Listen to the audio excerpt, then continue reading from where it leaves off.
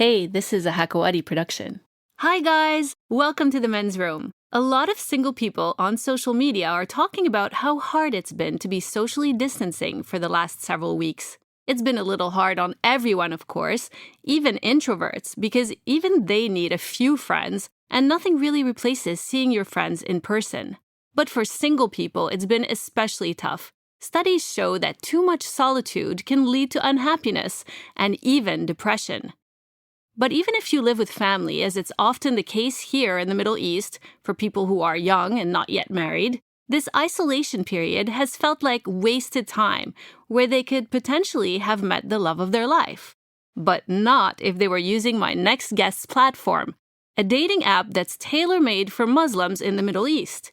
It's called Hawaya. It's tailor-made for the conservative dating culture in the region, and it's been especially popular during this period we're going through.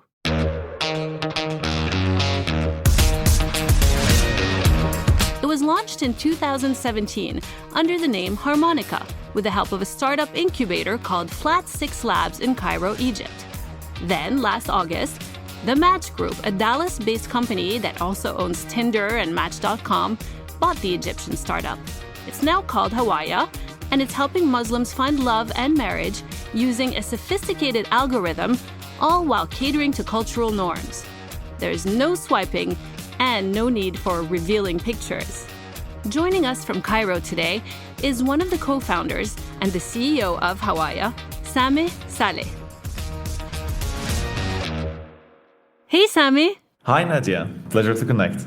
Did I pronounce that right? I think it's more like Sameh, right? Yes, it's with a ha. It's like an Arabic name, so it's Sameh. Sameh. Yes. Well, thank you for joining us. Thanks, it's my pleasure. So you created Hawaya with your co-founder, Shema Ali, right? Who's now the head of PR? Yep, exactly, yeah. How did you guys come up with the idea and how did it materialize? It was 4 years ago. I was living in Malaysia, and at that time I noticed how hard it is for women in the Middle East to actually find their life partner and go through the marriage journey. So my sister actually was very close to me, and she's very close to me, and she was going through this journey of finding a life partner. But then I saw that there's a lot of pressure from society for her to actually go through this journey, and the only available tools was arranged marriages, and it wasn't very efficient. And also online dating platforms, which at that time was not really safe or private enough. So this is where I gathered with Shema Ali and Ali Khalid and Sameh Saleh, and we said, okay, like we're 4 Egyptians, we need to find a solution for this problem, and we need to create an environment that is safe enough and private enough for our sisters, our cousins, our friends to use to find their life partner. So how does the app work exactly, and how does the algorithm work? So the algo depends on first of all the input that you give the algo. So where you live and what's your interests and what is the for example the your social class, the quality of the people you're looking for, the lifestyle you're looking for, and even like religiously, how do you practice religion? And then from all these inputs, we start putting them in our algo to promote to you or like to present to you the most compatible matches that you have that closer to you. And then once you have this initial match and have this initial like between you and another couple, like you and another guy, that's when we reveal that, okay, you have this feature where you could hide your photos and blur it, so that once you're comfortable, you can start unblurring your photo when you feel comfortable with your match. And then there's this also very powerful feature where we actually allow you with consent to go into an exclusive mode with the person you're speaking to. So this allows you both to talk in an undivided attention kind of environment. So we're giving the environment for both of you to get to know each other with no pressure. So you will find through the app that there's many features there that is crafted and curated for women in our region, or for men and women actually in our region, with respecting our traditions and culture. So you really ask people what social class they're from and what they're looking for? So we kind of ask no, we don't ask the social class, but we basically ask like, where are you from? What do you do for a living? Do you want to stay in the country or you would like to travel more? So we collect these data from our users. and then we start presenting those kind of matches for you, and then you kind of pick where do you like the most, and based on the way you like those profiles, we get to know which kind of data that or which kind of profiles that you would like more. You know what I mean? Like, so we start training our algorithm based on your preferences. So from that we can get a lot of things. Though that's how like the matching algorithm works. I guess that makes sense. So Yeah. you were originally called Harmonica. Now you've changed the name to Hawaya. What does Hawaya mean, by the way? So Hawaya is coming from Hawa, which is love in Arabic.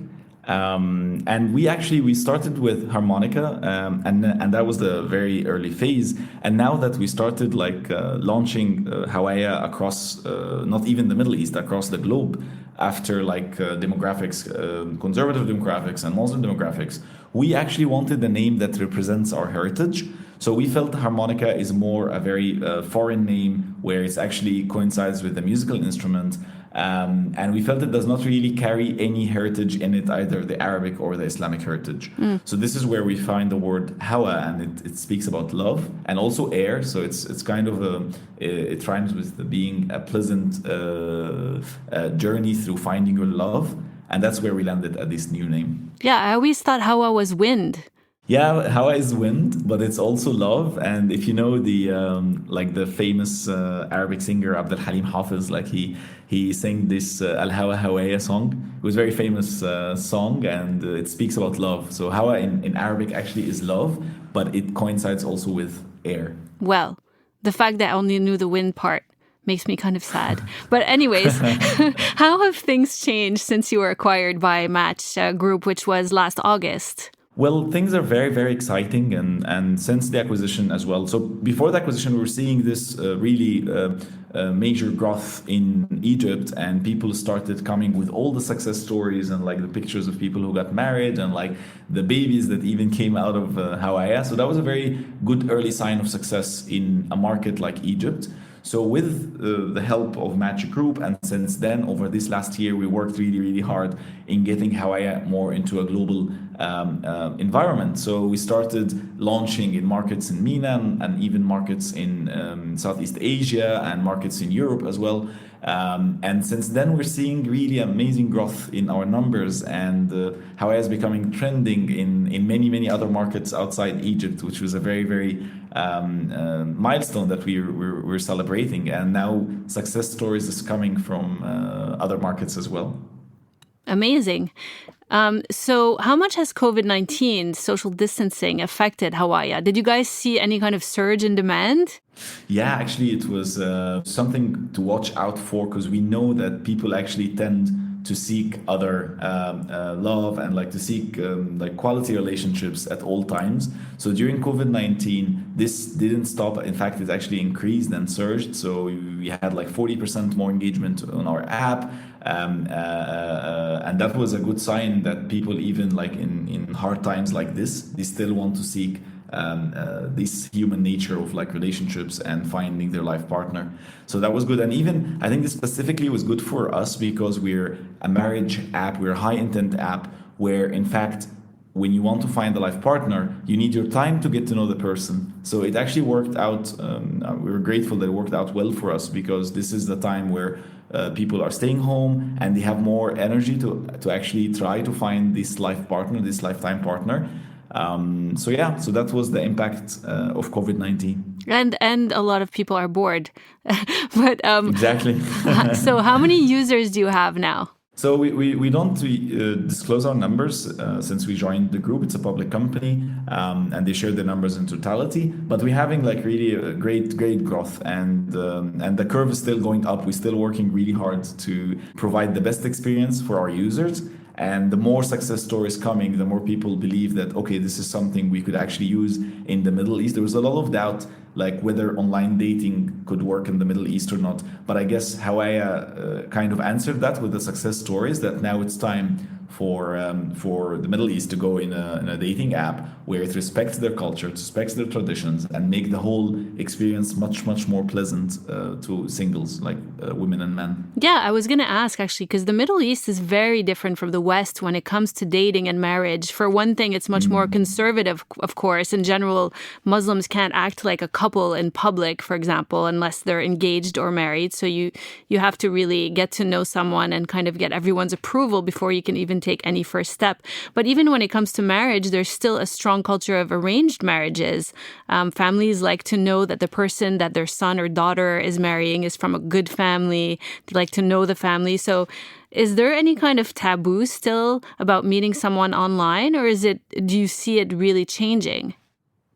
It's what you said is completely true, and what we're noticing and what we're actually trying to do is actually to help that change, and we're seeing that change in all across the Middle East and all across cultures. The people now think that okay, now we're using technology in every aspect of our life, and now we have this big aspect where people really want to find the one or like the life partner that they feel comfortable in being with and continue their life journey with, and they want to reach that person in a very comfortable, pleasant, serious way.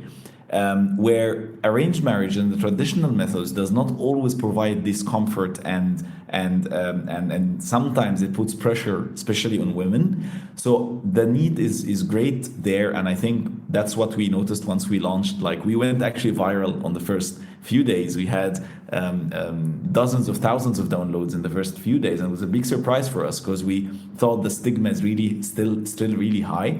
But I guess the whole society is now moving into okay, what is convenient, what really could provide value for us, and they saw this value in Hawaya, and they saw how we are not against the culture, we're not against the traditions, we're actually going hand in hand to provide like a solution that is progressive enough for the youth to use. So yeah, I think it's changing for sure. And now that we launched in Saudi Arabia and we launched in UAE, and we're seeing this same success stories starting to happen, and this same adoption started to happen, it gives us a lot of confidence in how like this new concept or like a new concept for the Middle East could actually provide success in finding your life partner.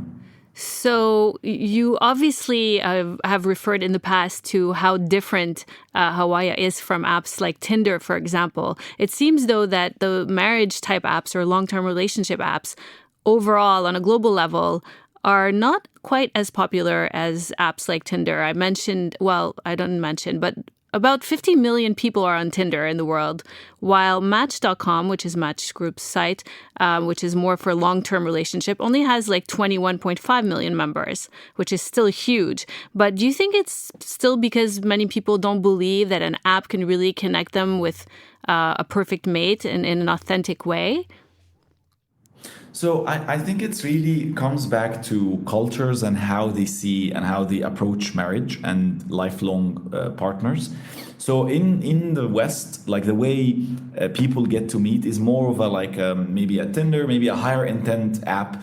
Like for example Hinge, where people actually okay, this is a high intent, but we need to get to know each other and meet each other and have like a full relationship with each other, and then we think about going to the next step, which is maybe allowing parents to know, and then maybe after that engagement, and then marriage, and sometimes even having kids before. So this is what is fitting now in the Western culture, and that's actually what makes us very unique, because when we started this, we did not see the success of Tinder, for example, in the West, and we said, okay, it's successful there, let's make a copy for the Middle East or for Muslims.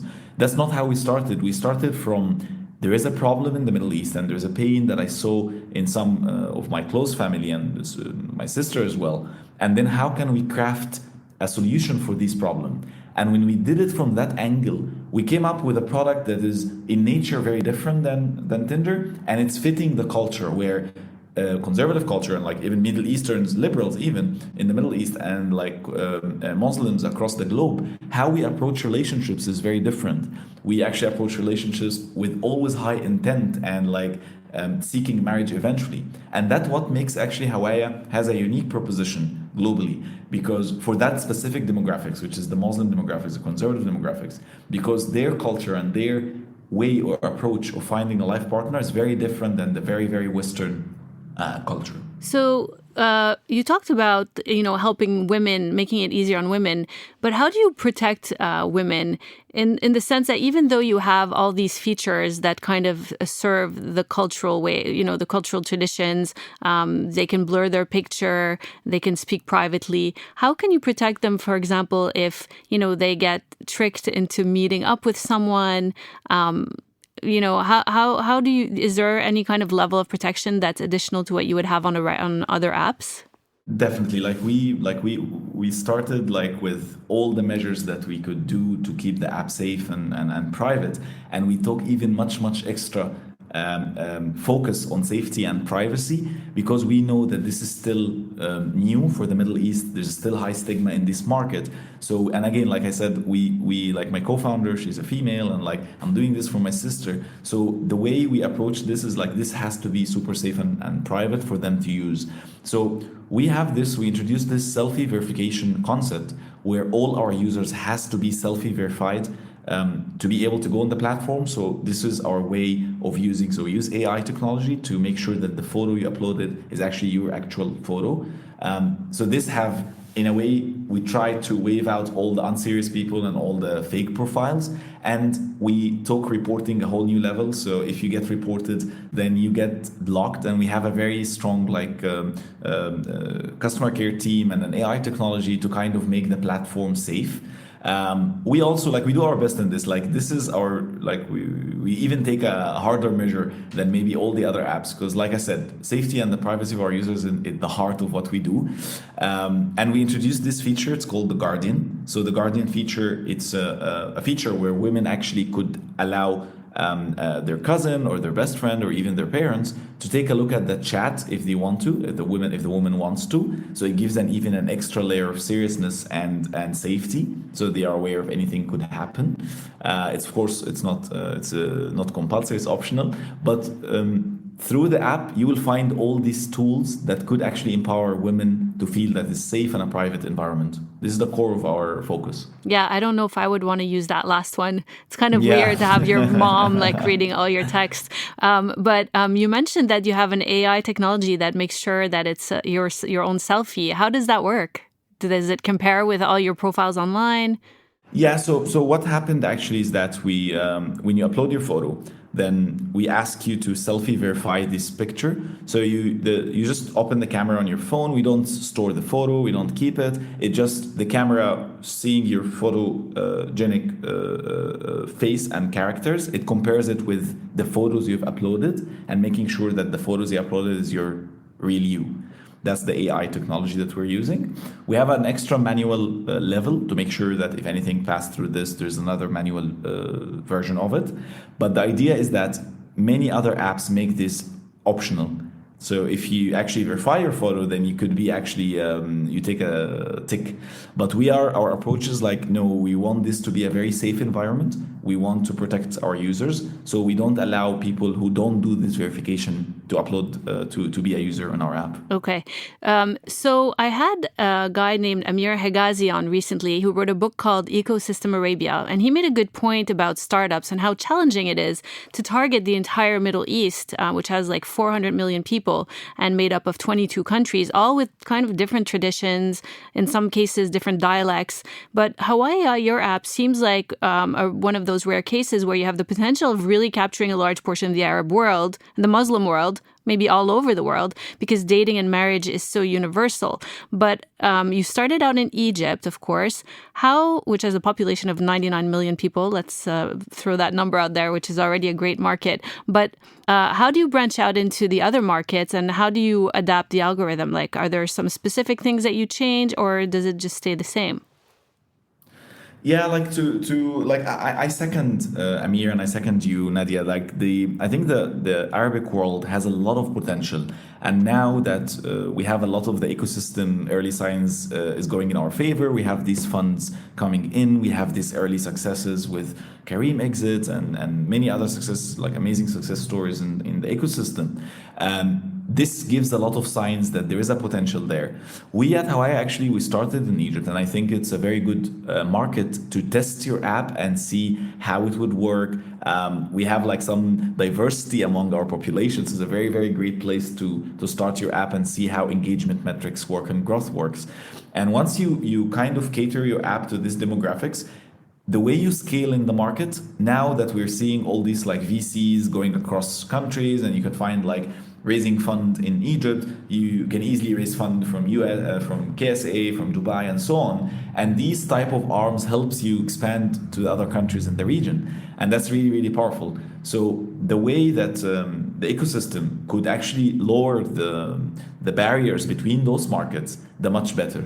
So we at Hawaya actually we're very proud that we're one of the examples where the ecosystem proved that it's working, and we had like a great exit, and our investors are happy. And even after the exit, we're proving to be like a global app, that an app from Egypt could actually go out and be like provide service to users and women all across the world. That's really a beautiful story, and I think it can be done again. Like, this is not a unique story. I think many problems that we have in Egypt, if we find the real solution to it, there's no reason why it cannot go global, even beyond the Arabic world. Interesting.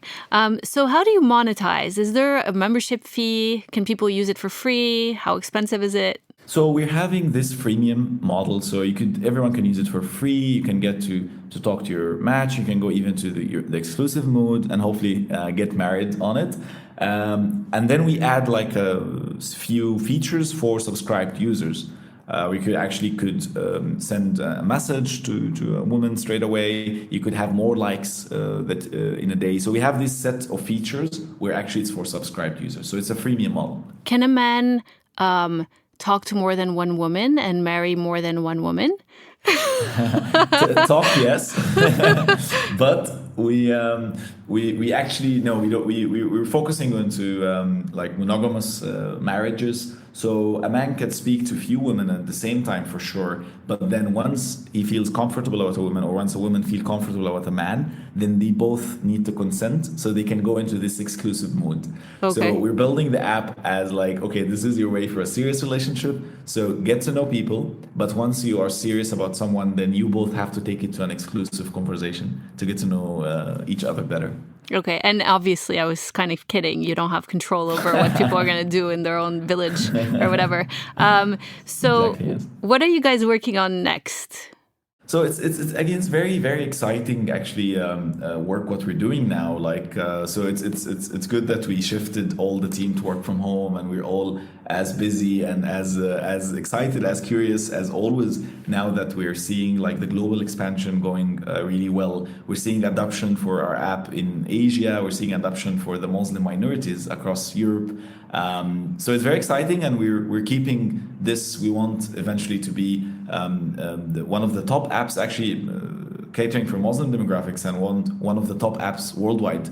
So it's I think it's a very doable vision that we liked in the very first days, and now we're doing it, and we see the success stories coming. So it's very exciting, and we keep pushing hard. Well, I know there have been other kind of online dating services targeted towards Muslims before, but obviously you guys have really found the perfect recipe, and it looks great. And congratulations and best of luck. Thanks a lot, Nadia. And like actually, in fact, we're trending top apps in UAE and KSA, top dating apps. So it's very good timing now. We're having this call that we manage actually to create this buzz in Emirates and Saudi as well. Amazing. So it's good timing, and thanks Nadia for hosting me. Thank you so much for sharing your story. That's it. Thanks for joining me today. If you liked the episode, be sure to subscribe to The Men's Room so you'll know who's on next. And follow us on Instagram at hakawari.fm and Nadia Michelle _. Sending you all lots of love. See you soon.